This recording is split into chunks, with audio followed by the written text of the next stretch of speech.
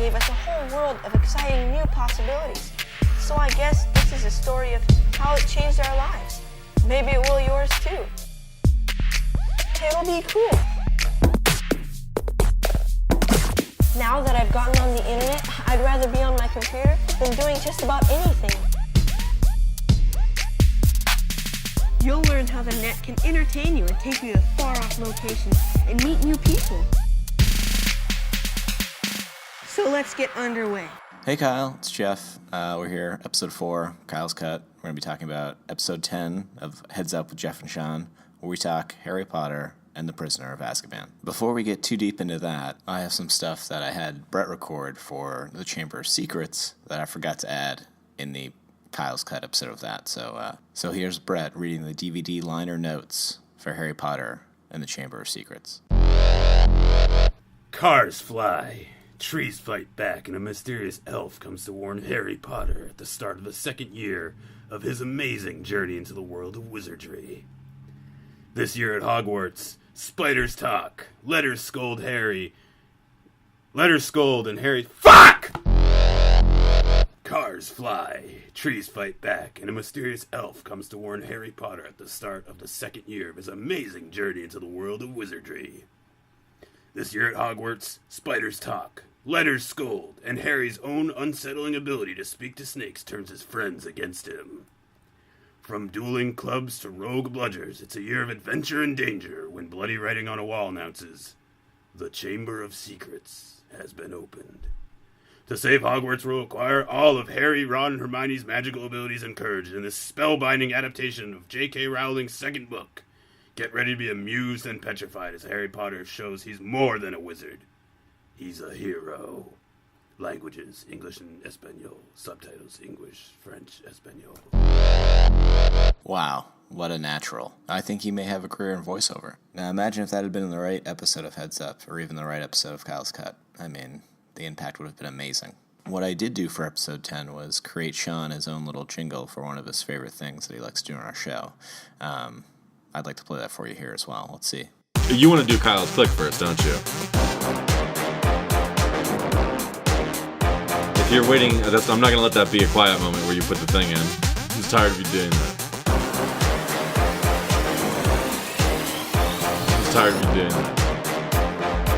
Oh, you want to do Kyle's Click first, don't you?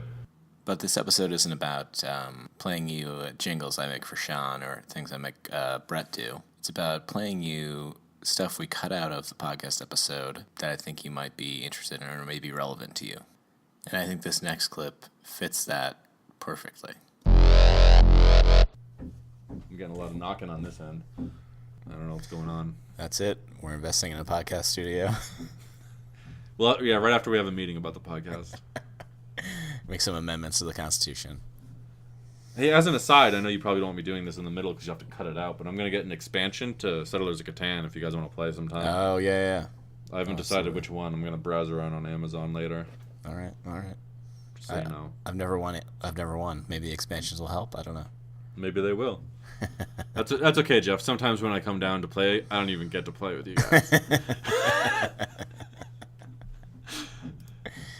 Well, Timo's too aggressive. Kyle is too. He probably looked at expansions and bought the one he wanted, but, if you're ready to play sometime, let us know. We'll set something up.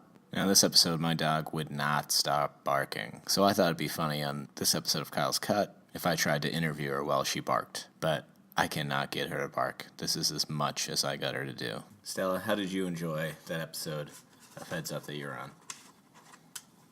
She sniffed the mic and then jumped right back down. All right, well, it's that time where I put a bunch of clips that I cut out from the Heads Up podcast and put them together here for you to listen to. Here you go. Puddle of Fish sounds like a cooler band. It's before Puddle of Mud. It's a Puddle of Mud cover band that I started. Awesome. Yeah. Let's give the audience a little taste of what that sounds like. Okay. I forgot that other song they did before. That song, she fucking hates me. Did they? Oh yeah, they did do that song. Didn't they? Yeah, they had another song. I forgot that was a song. The only singing I'll do is la la la la. That's it. That's That's basically all my band does. Okay. That's it. It's a big disappointment. I told you I freeze up when you ask for impressions, okay? I told you that. Do you... Mm-hmm. Yeah. Yeah, I knew that. When he does use his invisibility cloak, though, to get to that town, and he hears all that stuff about the rumors about Sirius Black from Professor McGonagall and the Minister of Magic. Who are, by the way, just telling a tavern keeper for some reason? Yeah, for some reason. Yeah, sorry, the mentors are in here every other day, you know? There's this guy trying to kill a kid. It's crazy. And so... So he runs out crying like a little bitch. But he knocks over people like a little choir of elves. Yep. And they go after him, and Hermione's like, "What's going on?" He's just like, "They were his friends, and he betrayed them." And then like he emphasizes by screaming it at them, so like, "Never fucking betray me." Yep. Because I'm gonna lose my fucking shit. That's what I got from that scene too.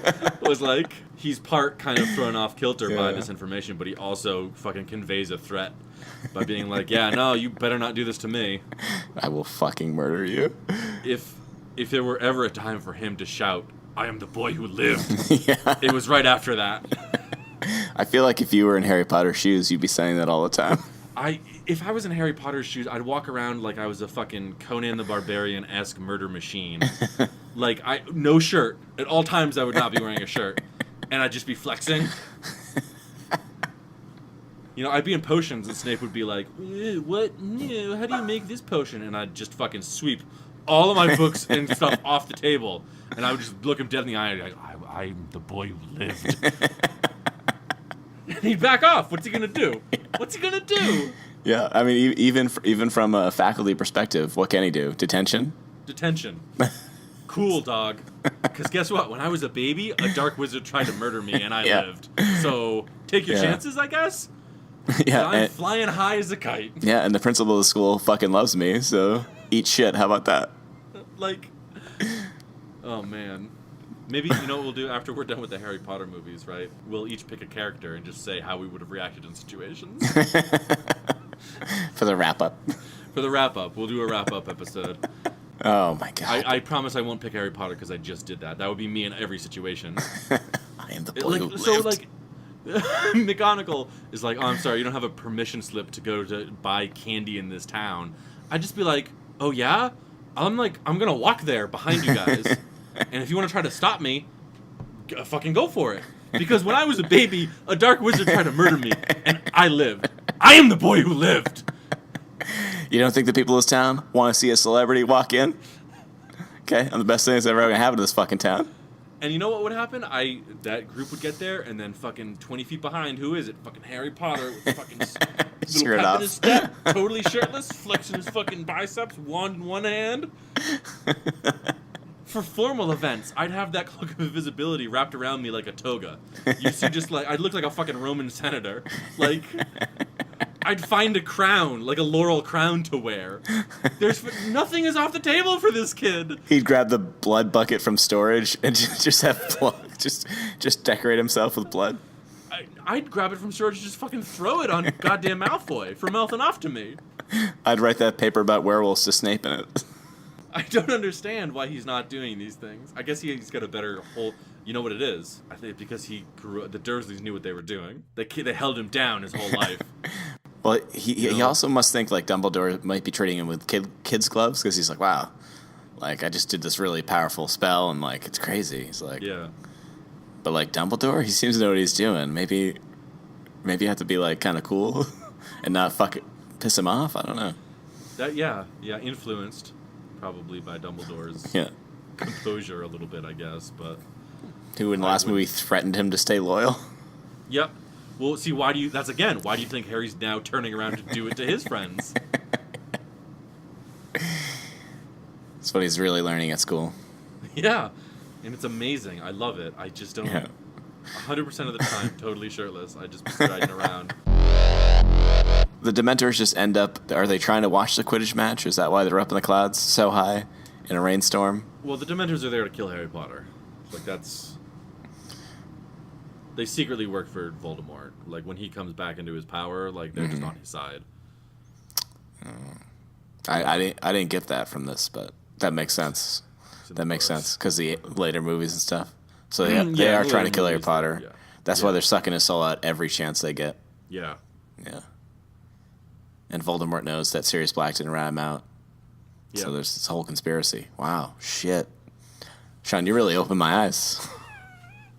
Well, that's why you wanted Wizardia, right? To see Yeah. the machinations of wizards behind the scenes, like... Absolutely. Yeah. Damn. That's wizards, man. They plot and they plan, and... Yeah. Dumbledore can't kick them out because apparently... Well, yeah, because in the later movies, Voldemort basically has the Ministry of Magic on lockdown as well. Like, he's got insiders there. Wow. Yep. What a good planner. Almost as good at planning as Dumbledore. Almost. But remember, Voldemort himself can't be a principal of a high school. He never actually accomplishes that. He can get a lackey, you know, that lady that in pink. Yeah, but like... Ugh. Jesus, do you think... Oh, man. Oh, no, I need time to put that theory together. No, I'm wondering, like, do you think Dumbledore had any hand in setting up Malfoy and Harry Potter as enemies, or Hermione and Malfoy? I think Dumbledore knows he needs to keep Malfoy busy, so he's not exposing these things that Dumbledore is keeping secret. Yeah. He's like, how about this famous guy who has everything handed to him? Don't you hate him more than you hate what's going on at the school? Aren't you too preoccupied with hating this kid? And oh, shit! I bet Dumbledore plants the idea in Malfoy's mind that he can get his dad to buy him a bunch of brooms to become the Seeker for Slytherin. Yeah. So then Malfoy does that. He goes and asks his dad, and now Malfoy he's got to spend all his time practicing and playing the game instead of fighting Dumbledore. Jesus, this guy is good. Yeah. Now, I know this is another movie, but you know that little memory pool he has? Yeah. I bet Malfoy and Harry Potter have already been to that several times. Oh, and he's just inceptioning memories Oh, yeah. and thoughts in there. Fucking, he's got like a factory of fake memories. He's ready to plan at any moment. Yeah. Jesus. Best wizard. And this, because I know the original Dumbledore actor had passed, and they needed a new Dumbledore for this movie. This guy, much better Dumbledore. I agree. I think he is too. Yeah. I think he's So got good. more of that kind of cruel, like he's got more distant a little bit from the kids, which is really what I think is needed. Yeah, and he hits his little like digs better and like his little jokes Yeah. a lot better. And you know, he drops hints that he's setting this whole thing up because in the beginning of the movie, once the Dementors are there, one of the quotes I wrote down for Dumbledore is he tells the students, "Happiness can be found even in the darkest of times when one only remembers to turn on the light." Yeah. So he's like, he's got to learn that Patronus spell, and he's got to Yep. go and like back time and save himself because it's crazy. He's dropping hints the my entire God. movie. Yeah. Yeah. But you got Buckbeak. I mean, Yeah. That's true. That bird came in real handy. you're ace in the hole. Yeah. But they look back at that night from a few hours ago, and they don't go, "We let Peter get away. We got to stop that." They're just like, "We got to wait when everyone comes out. We'll figure this out." It's like, I guess. Yep. I guess just go around also beating people up. Why don't they give the time turner to like Lupin or Snape even might want to have a conversation with Peter Pettigrew, like, But but no, they don't. Yeah, it's more movie bullshit. oh man. So yeah, how do you feel about this overall? I mean, unless there's more you want to talk about, I feel pretty done with it. But No, it's fine.